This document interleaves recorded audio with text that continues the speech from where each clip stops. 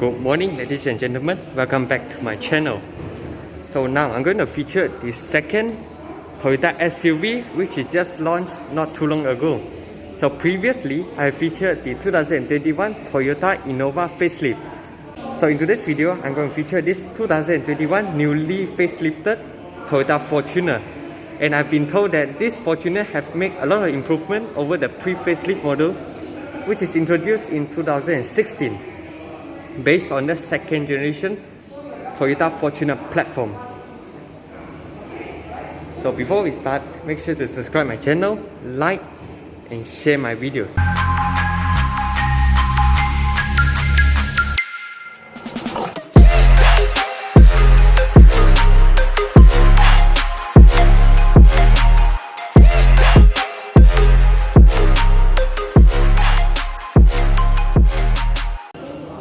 So for the 2021 Toyota Fortuner in Malaysia, you have three variants, starting from the base variant 2.7 litre petrol engine, which starts from 172,244 ringgit Malaysia.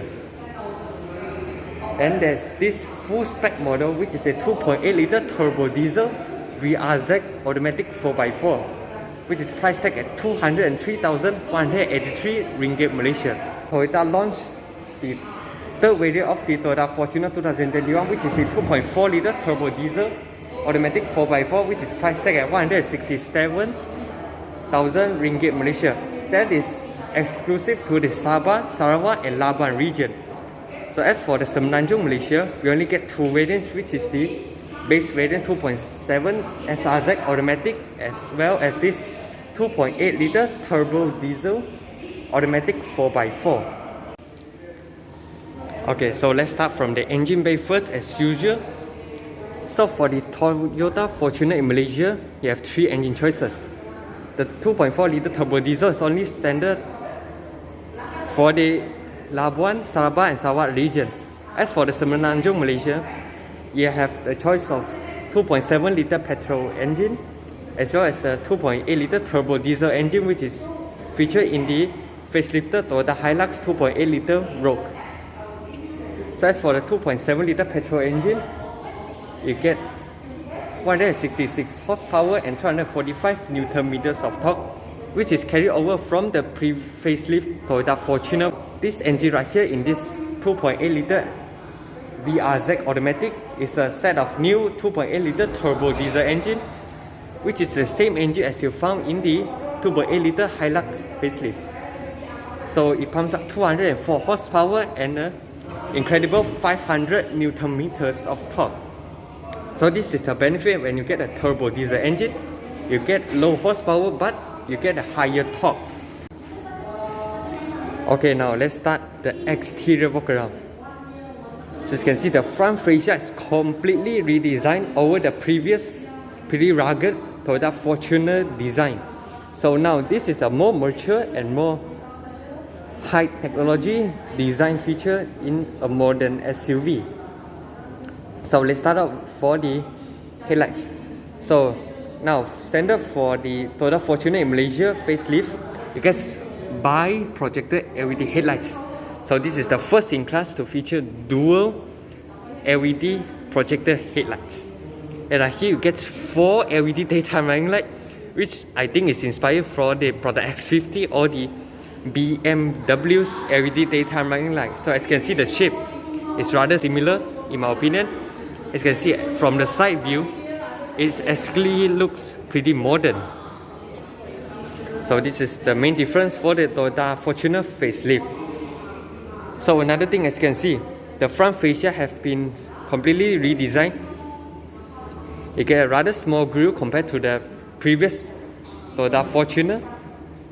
As you can see, you get some honeycomb kind of design as well as some gloss black finishing to make the car look more modern as well as sporty at the same time. So the fog light right here is finished in LED together with this pretty rugged plastic wrap around. And this white color makes the car look more bigger than usual. And down here you get a rather big grille as well, finished in combination of gloss black and honeycomb design. And this is the 360-degree camera. This is the front camera. So down here you get the, I presume this is the LED daytime running lights for the Toyota Fortuner facelift. You get some silver garnishing to make the car look more rugged and modern at the same time. So as you notice, this Toyota badge is laminated. So this is the first Fortuner to feature a Toyota Safety Sense 2.0. Or not 2.0, just a Toyota Safety Sense, because it only offers with 3 functions: the pre-collision system, the lane departure alert, and your assist. So this is the same feature as we found in the Hilux 2.8 liter Rogue. And the most importantly for long distance journey is the dynamic radar cruise control, which follow the front car speed to maintain a good distance when traveling long journey. So this is what the Toyota Fortuner Toyota Safety Sense is all about. And there is the autonomous emergency braking module. And you have the additional blind spot monitoring system and rear cross traffic alert as you found in the previous Toyota Fortuner. So right here you get a pretty big rim measured in 18-inch. So the tire size is 265/60 R18. So it's a pretty big tire for this big SUV right here. And you get blacked out side mirrors together with this LED signal indicators, and this is your 360-degree camera. This is the side camera. So here's the side profile of the Toyota Fortuner facelift. Nothing much has changed over the pre-facelift Toyota Fortuner, and another key difference is you get a dual-tone roof design to get a pretty rugged roof rack. You can store your bicycle. So the front comprises of 4-port caliber disc brake, as you can see, 1 and 2. So 2x2 is 4-port. So at the rear you get the solid disc. And one more key difference for the Fortuner facelift is you no longer get the rear spring as you found in the Toyota Hilux and the Toyota Fortuner. Instead, you get the coil over spring rear suspension. So it gives you a more comfortable sitting and ride. So you get the keyless entry for the both front doors and a chrome door handle. So at the rear, this is the rear of the Toyota Fortuner facelift. So you get LED tail lights together with the LED signal indicator. And one more speciality for the rear tail light is the signal lights is finished in sequential LED turn signal. Wow, Lexus kind of feel. But nonetheless, the tail lights looks pretty modern and nice as well compared to the previous one. And you get the Fortuner badge is finished in gloss black together with this gloss black panel. So you get rear parking sensors, and this is new for the Toyota Fortuner facelift. This is the side plastic garnishing, which makes the car look more sporty from the rear.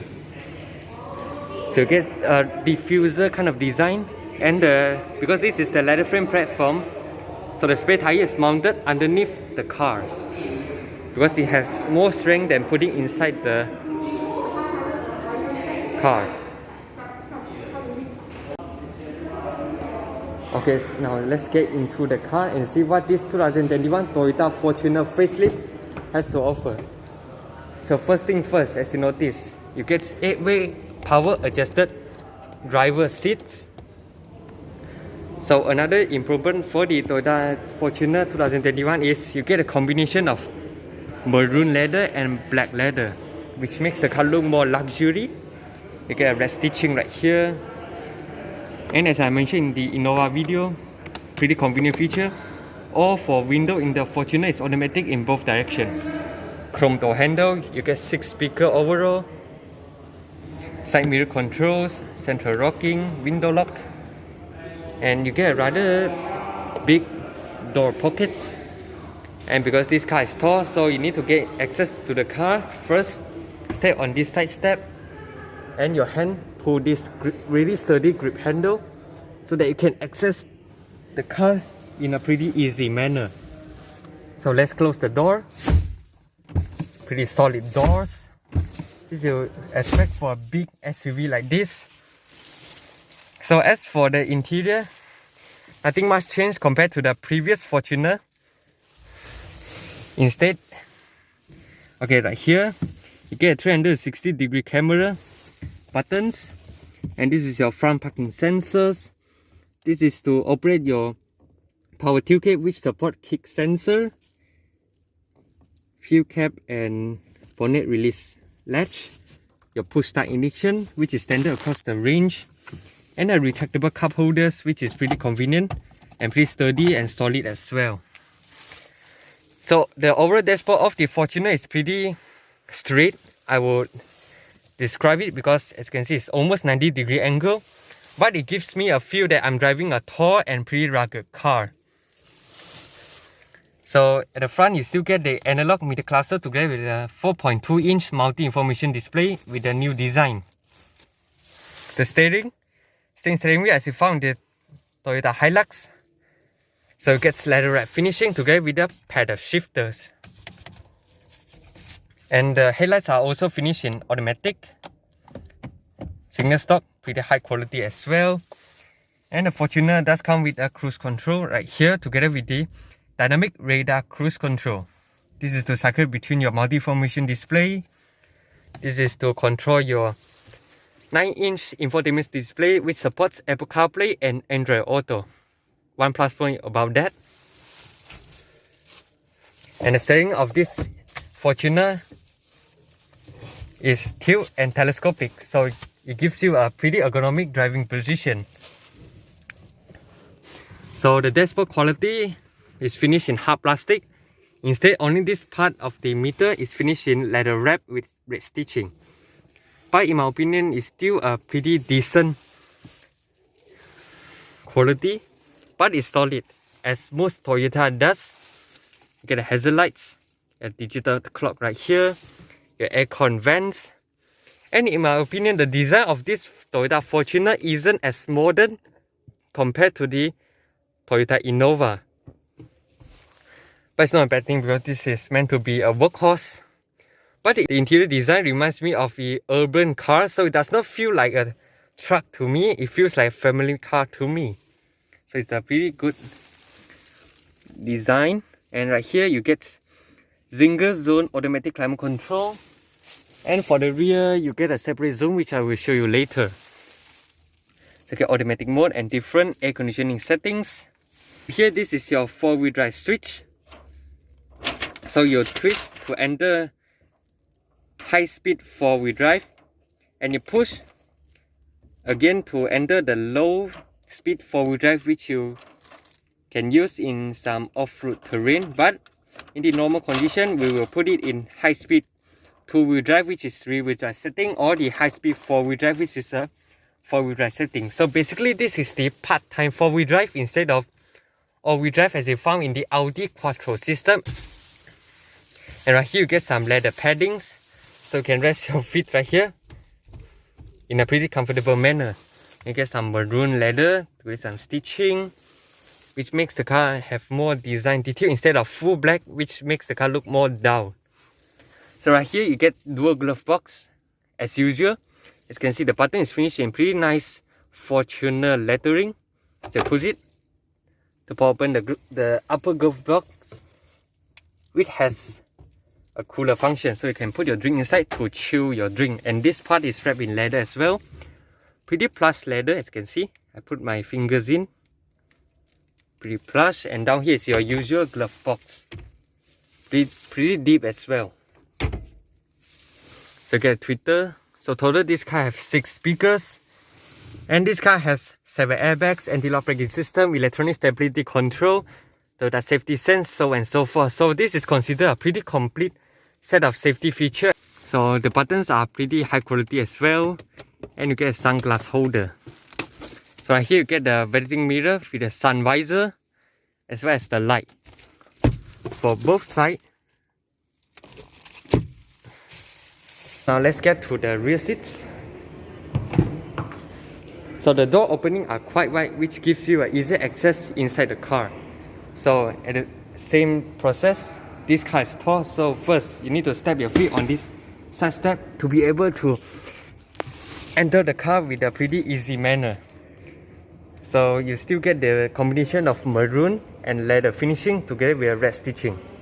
This silver panel reminds me of the Proton X70, which has the similar design details, and you get the ambient lighting, which I forgot to mention, the front door as well.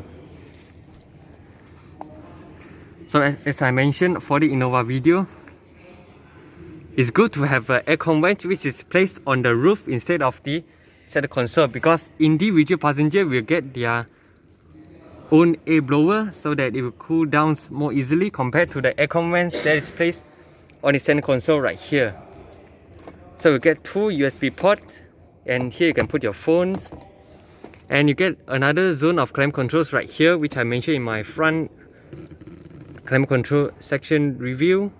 You get automatic and off, you get a dimming light, and right here you get a central armrest together with cup holders. And this reminds me of European car, whereby the cup holders glides out from the center armrest.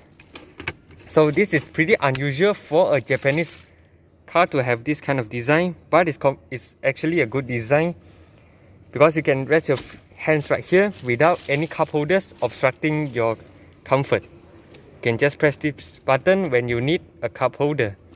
As for the legroom, is rather decent, but it's okay, still pretty comfortable. And the center tunnel is not that tall for a leather frame or a 4x4 vehicle. You get front seat pocket and a 3 kg hook, which are inside this cover. As you can see, you get a 3 kg hook.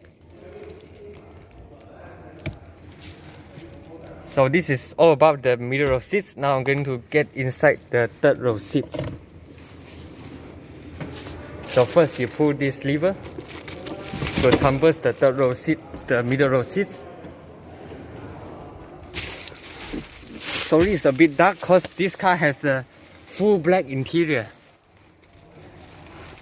So in my opinion, the third row seat aren't as spacious as the Toyota Innova, because at the third row seat you sit much higher than anyone else at the middle row seats and the driver seats. So I recommend a kid to sit inside the third row seat instead of adult, which is more than 160 cm tall. The side windows are also pretty small because of the design details for the exterior, so the visibility is rather sacrificed.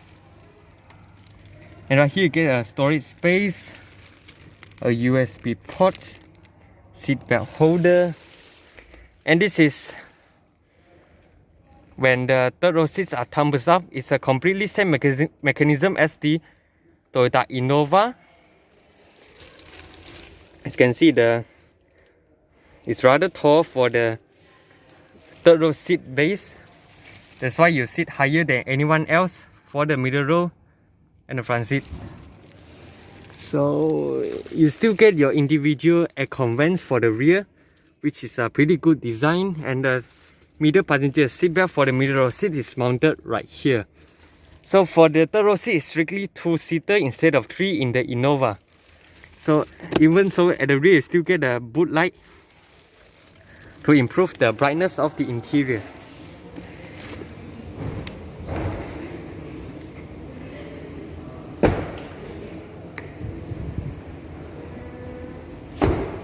So because this car have been removed the battery, so I can't demonstrate with you the kick sensor power tailgate, but it does come with that feature, and also the power tailgate. So locate a latch right here to open the power tailgate. So I need to pull it manually, and this is the button to close your power tailgate. So this is the boot space when the third row seat is down, rather limited, but if you tumble the third row seat up, you get a rather generous amount of boot space.